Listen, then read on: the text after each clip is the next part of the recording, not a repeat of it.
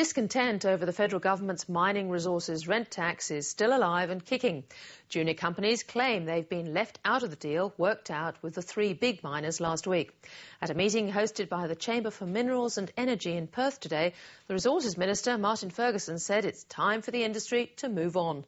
Emma O'Sullivan reports.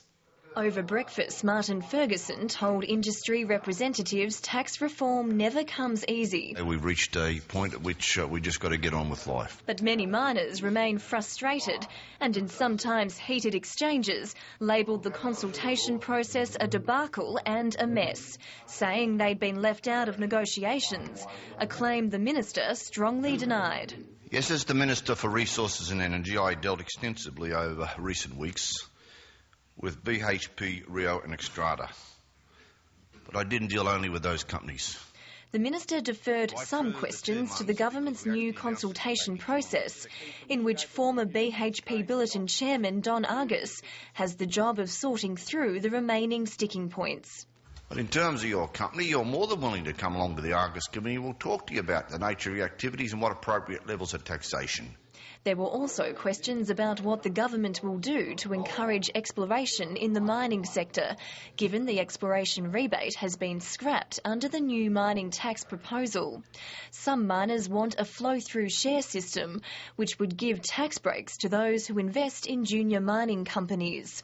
Fund manager Tim Schroders says while the smaller companies have genuine grievances, they have little to gain from public dummy spitting.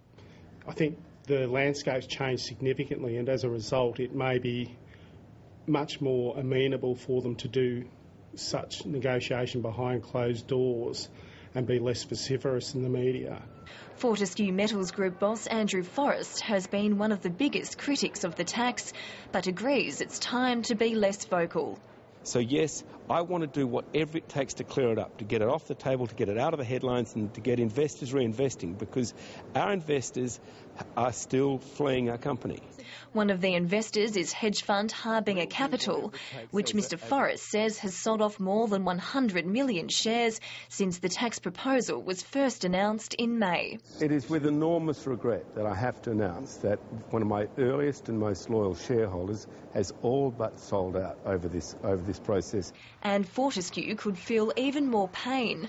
Ratings agency Moody's says its concentration on iron ore puts it at a disadvantage compared to the more diversified mining giants, saying companies such as BHP and Rio should not experience undue negative impact from the MRRT and should be able to manage its effects.